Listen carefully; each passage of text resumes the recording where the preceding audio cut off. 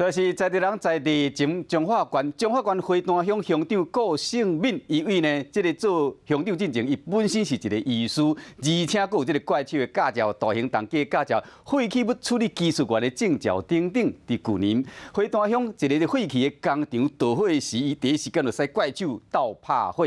今年疫情期间，这个清洁队的骹手无够，乡长沿路斗收粪扫，乡亲嘛惊一条。最近伊整理这一年来考的这个证照，甲算算呢，共有23张。徛伫粪扫车沿路向乡亲收粪扫，这个人是中华花坛乡长顾胜敏。对卡车甲山鸟驶落来清理废弃物，伊嘛是花坛乡长顾胜敏。在怪手来整理空地，伊嘛是乡长顾胜敏。看到乡长的手势，连怪手的司机拢感觉真专业。手势啦，有啊，我看过伊整较老。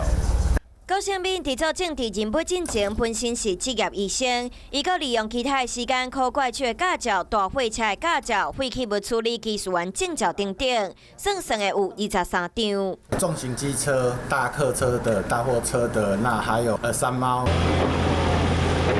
去年花坛乡一个废弃物场大火，乡长第一时间使怪手协助拍火。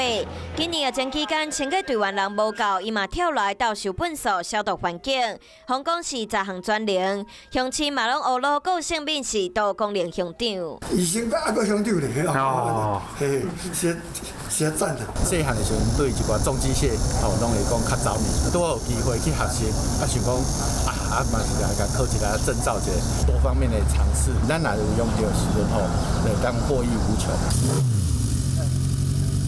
顾胜敏阁有大型重型汽车驾照，嘛不是会骑车来上班。伊笑讲当时都方学习的技术，即马做乡长了后，全部拢用会到。即马面对任何状况，拢会当用真轻松的态度来处理。有事没事赶紧转开华视，还没有订阅华视的 YouTube 频道吗？赶紧按赞、订阅、开启小铃铛，我们华视 YouTube 见。